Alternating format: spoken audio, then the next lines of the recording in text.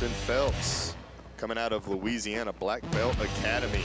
I believe this is the Shreveport one, right? Yeah, that's right. All right, and this one's going to be at 185.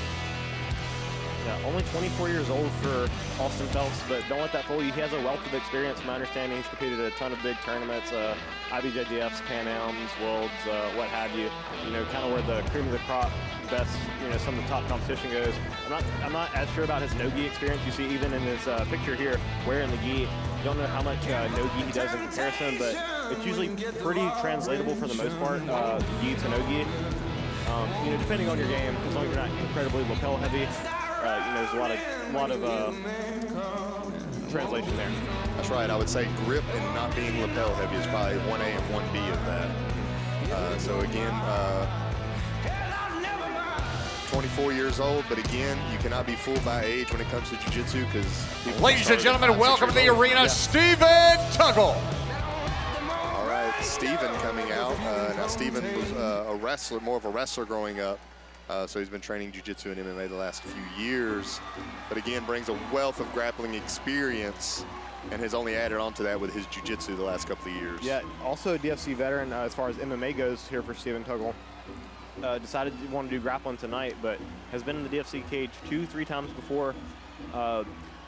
As Brock said, college wrestler, very accomplished college wrestler, and wrestling coach here at Strong Gracie Academy in West Monroe. And definitely going to be looking to get some big takedowns. Ladies and gentlemen, our fifth bout this evening is our final grappling match of the night. Scheduled for one fall, 8 minutes rounds. We're napping, we're snapping. Ladies and gentlemen, introducing first in the blue corner. He stands at 6 feet 1 inches tall, weighing 189 pounds. Fighting out of Haughton, Louisiana, in Louisiana Black Belt Academy. Give it up for Mr. Austin Phelps. So if you're Mr. His Phelps, adversary, ladies and gentlemen, in the red corner, 5 feet 11 inches tall, 184 pounds. He's from here, West Monroe, Louisiana, representing Chrome Gracie Jiu-Jitsu. Give it up for Mr. Stephen Tuggle. Third man in charge of the action, Mr. Chris Hill, Monroe, Louisiana. Let's get it on. So if you're Austin Phelps, do you look for just the sit down? That's very possible and very likely, especially, you know, if he's familiar with his opponent's game. We've seen that a few times already tonight. Yes. Yep, and you called it right off the top. I will say Tuggle is no stranger to passing seated guards.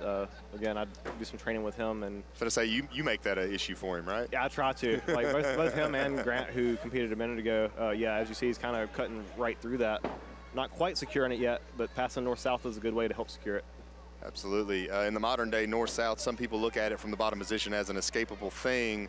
However, people like Stephen Tuggle, who are high pressure throughout their whole entire matches, can actually make you quite suffer if you're used to that. As you see here, he instantly goes to a crossface. Again, with an 8-minute round, as he said, just letting your opponent cook sometimes and just gas out. Yeah, this is a spot he's very strong from. I think he's even stronger if he does stand back up and start the passing from there. He's very has very good footwork, probably from his wrestling background. Very athletic and explosive, can really just kind of cut through that guard before you know what happened. Absolutely.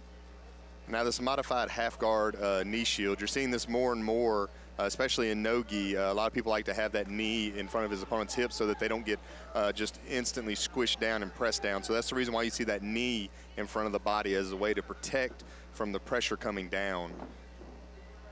Looking for a leg lace there, but... Looking for a leg lace, Stephen instantly walks back and then instantly tries to attack the feet again to come through. Yeah, going back into the standing passes, this is something he's incredibly good at. Austin Phelps doing a good job keeping his frames, though, so far. Again, using the 2-on-1 with the knees. Notice now here, someone that uses the knee shield a lot, they'll just attack it but not wrap their legs around that far leg so that they can switch back and forth between.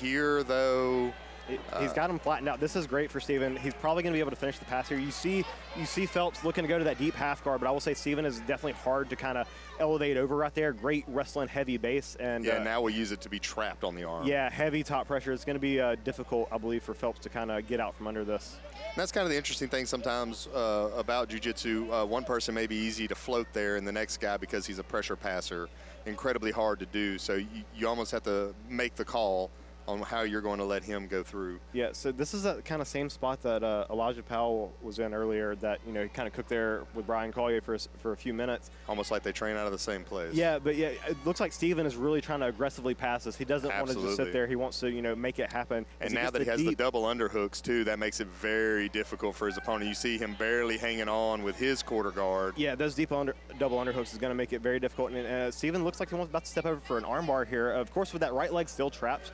that might be difficult, but bringing those arms up high above his head makes him weak and opens up a lot of attacking opportunity. Yep, Steven, a little bit of a lace through for an arm triangle himself here. Is establishing the position. He needs to get his head a little lower. Of course, Austin doing a good job of trying to consistently get his knee through or his elbow back through to defend. There it is again.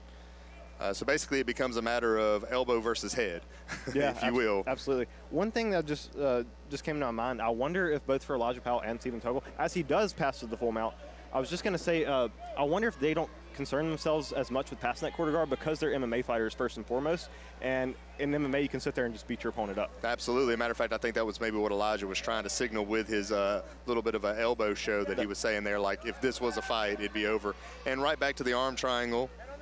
Again, a terrible position. Even if it's not all sunk in, it has a way of wearing on you if you're the person defending it. Especially with 4 minutes left. I mean, Tuggle could, even if he doesn't have the submission yet, which he's looks like he could be getting close. It's hard to see from this angle, but I mean, you're kind of cooking the guy right there. Absolutely. Trying to go back to the quarter, doing everything he can, but Steven doing a good job digging his toes in to make it hard to find the foot. Austin now kind of going to his side. Is there going to be a chance for a gift wrap here? That's very possible. Steven is, he has pretty good back takes, but I will say off the back take, as people try to escape it, he's very good at attacking the armbar off of that. And I wouldn't be surprised to see him kind of slide up and go for the armbar on that right arm here. As he stretches his opponent out. Notice his feet are crossed through to stretch his opponent out into the arm triangle. Very much flattening his opponent out. Going for the rear naked choke, and there's the tap. Steven Tuggle gets it done. 5.5 minutes, and he is pumped. Absolutely. Very much a got on top, stayed on top show for Steven. Did a great job. Austin, you know, sat down initially off the cuff so they didn't have to deal with the takedowns they possibly coming from Steven. But unfortunately, Steven has become so well versed in that seated guard position. Mainly your fault. I try to help when I can, but man, he's a hard worker. Monroe, Louisiana, at the 4-minute, 39-second mark of the round, we have a winner by rear naked choke. The red corner, Steven Tuggle. Both of those gentlemen put in a lot of work on that fight. Yeah, I hate that we didn't get to see more out of Grant, his match. I will say